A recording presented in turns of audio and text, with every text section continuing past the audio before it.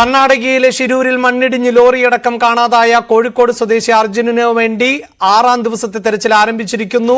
NDRFന്റെയും ഫയർഫോഴ്സിന്റെയും പോലീസിന്റെയും നേതൃത്വത്തിലാണ് തെരച്ചിൽ നടത്തുന്നത്.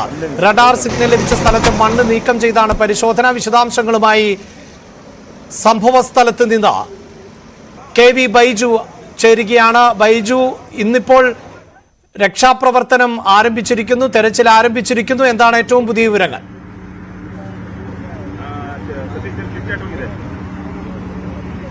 അഭിലാഷേ, നമ്മളിപ്പോൾ ഉള്ളത് ഈ സംഭവം അപകടമുണ്ടായ ആ സ്ഥലത്ത് തന്നെയാണ്. ഇവിടെ വലിയ തോതിലുള്ള രക്ഷാപ്രവർത്തനം ഇപ്പോൾ നടക്കുന്നു. ഏതായാലും ദൃശ്യങ്ങളിലേക്ക് പോകാം. നമുക്ക് കാണാം, ആ ലോറി അപകടത്തിൽപ്പെട്ടു എന്ന് കൃത്യമായി റഡാർ കണ്ടെത്തിയ സ്ഥലത്താണ് ഇപ്പോൾ പരിശോധന നടക്കുന്നത്. ആ അഞ്ച് JCBകൾ അത്തരത്തിൽ ആ പ്രദേശത്ത് ഇപ്പോൾ ലോറിക്കായി തെരച്ചിൽ നടക്കുന്നുണ്ട്. ഏത് സമയത്തും അർജുനിലേക്ക് എത്താൻ കഴിയുമെന്ന ഒരു വലിയ പ്രതീക്ഷയാണ് നമുക്കിവിടെ നിന്നും പങ്കുവെക്കാനുള്ളത്. ഞാനിപ്പോൾ ഈ കൃത്യം അപകട സ്ഥലത്ത് തന്നെ നമ്മൾ ന്യൂസ് 18 സംഘം ഇപ്പോൾ എത്തിയിരിക്കുന്നു. എന്തായാലും ഇപ്പോൾ ദൃശ്യങ്ങളിൽ കാണുന്ന ആ സ്ഥലത്താണ് ലോറി ഉള്ളത്. വലിയ മൺകൂന ആ പ്രദേശത്ത് കാണാം. ആ പ്രദേശത്തെ മണ്ണാണ് ഇപ്പോൾ നീക്കിക്കൊണ്ടിരിക്കുന്നത്. ആ മണ്ണ് നീക്കിക്കഴിഞ്ഞാൽ ഏത് സമയത്തും ഇപ്പോൾ അർജുനുമായുള്ള ആ ലോറി നമുക്ക് ദൃശ്യങ്ങളിൽ കാണാൻ പറ്റും. തത്സമയ ദൃശ്യമാണ് നമ്മൾ ഇപ്പോൾ ഷിരൂരിൽ നിന്നും പ്രേക്ഷകർക്കായി നൽകുന്നത്.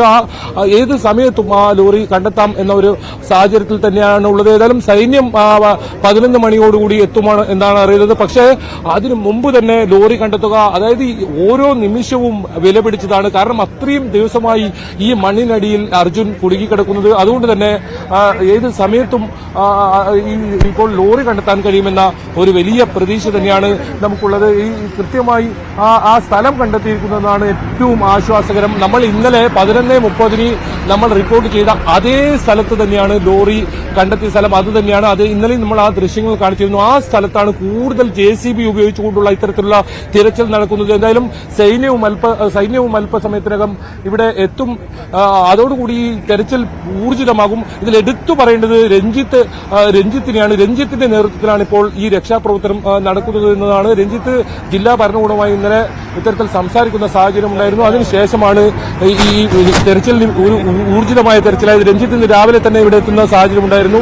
അതിനുശേഷമാണ് ഇപ്പോൾ ഇത്തരത്തിൽ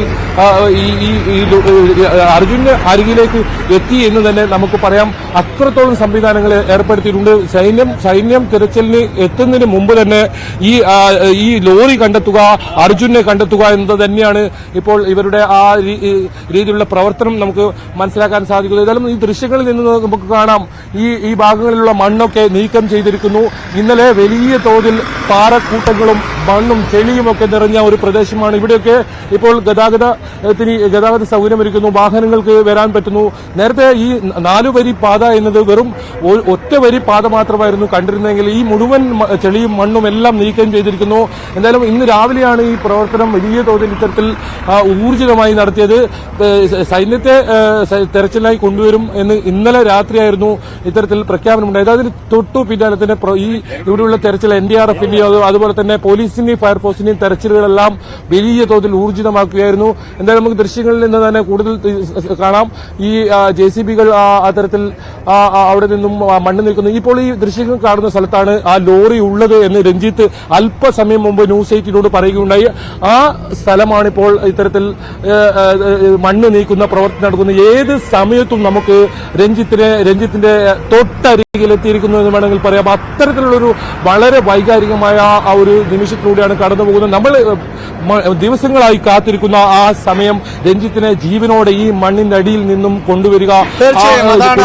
വേണ്ടിയുള്ള കാത്തിരിപ്പാണ് ബൈജു സൂചിപ്പിക്കുന്ന പോലെ. അർജുന്റെ അടുത്തേക്ക് നമ്മൾ എത്തുന്നു എന്ന ശുഭപ്രതീക്ഷയാണ് ഈ മിനിറ്റുകളിൽ നമുക്ക് പങ്കുവെക്കാൻ സാധിക്കുന്നത്. അതായത് ഈ റഡാറുകൾ ഉപയോഗിച്ച് പല തവണയാണല്ലോ പരിശോധന നടത്തിയത്. ഇപ്പോൾ ആ റഡാറിൽ ലോറി എന്ന് തന്നെ പ്രതീക്ഷിക്കുന്ന ആ സ്ഥലത്ത് അവിടെ തന്നെ കേന്ദ്രീകരിച്ചുകൊണ്ട് മണ്ണ് മാറ്റുന്നു. ആ നിലയിലേക്ക് അവിടെ സൗകര്യം ഒരുക്കപ്പെട്ടു എന്നല്ലേ വിലയിരുത്തേണ്ടി വരുന്നത്?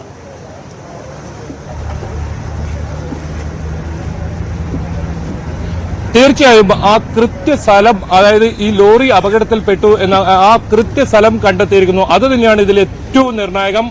ഏത് നിമിഷവും അർജുനിലേക്ക് എത്തും.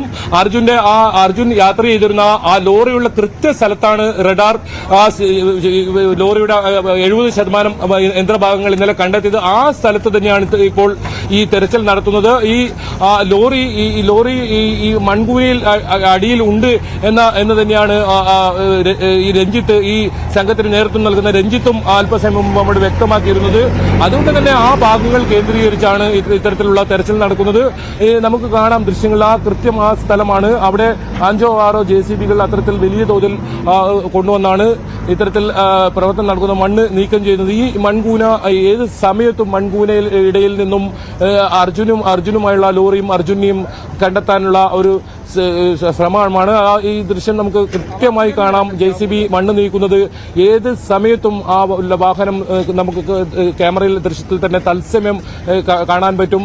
അത്തരത്തിലുള്ള പ്രവർത്തനമാണ് നടക്കുന്നത്. ഇപ്പോൾ ദൃശ്യങ്ങളിൽ തന്നെ കാണാം ഒരുപാട് മണ്ണ് നീക്കം ചെയ്യാനുള്ള ലോറികളുണ്ട്. ഇന്ന് സംവിധാനങ്ങൾ ഉണർന്ന് പ്രവർത്തിച്ചു എന്ന് പറയാം. ഏതായാലും ചൊവ്വാഴ്ച ഈ അപകടം നടന്ന് ഇത്രയും ദിവസം എടുക്കേണ്ടി വന്നു ഈ അധികൃതരുടെ ഈ സംവിധാനങ്ങൾ ഇത്രത്തോളം ഉണർന്ന് പ്രവർത്തിക്കാൻ എന്നുള്ളതാണ്. ഇത് കുറച്ചും കൂടി നേരത്തെ ആയാൽ നമുക്ക് ഇത്രത്തോളം ആശങ്കപ്പെടേണ്ട ഒരു സാഹചര്യം ഉണ്ടാകുമായിരുന്നില്ല. കാരണം എത്രയും പെട്ടെന്ന് ഈ മണ്ണിനടിയിൽ നിന്നും ഈ വാഹനങ്ങൾ ഇത്തരത്തിൽ പുറത്തെടുത്താൽ ആ സമയം തന്നെ ആശുപത്രിയിൽ എത്തിക്കുകയും ചെയ്തു കഴിഞ്ഞാൽ, കാരണം ഇത്രയും ആധുനിക സംവിധാനങ്ങളോട് കൂടിയ ഒരു വാഹനമായതുകൊണ്ട് തന്നെ ഏതെങ്കിലും തരത്തിൽ ആശങ്കപ്പെടുന്ന വാർത്ത ഉണ്ടാകുമായിരുന്നില്ല. പക്ഷേ ഇപ്പോൾ ദിവസങ്ങൾ കഴിഞ്ഞിരിക്കുന്നു. അപ്പോഴും ആ ഒരു ശ്വാസം ഈ മണ്ണിനടിയിൽ ഇപ്പോഴും ഉണ്ട് എന്ന ഒരു വിശ്വാസത്തിൽ തന്നെയാണ് ഈ ഓരോ രക്ഷാപ്രവർത്തകരും കുടുംബവും ഒപ്പം നമ്മളും എല്ലാം ഒരു നാട് മുഴുവൻ, അതായത് കേരളം മുഴുവൻ കാത്തിരിക്കുന്ന ആ സമയമാണ്.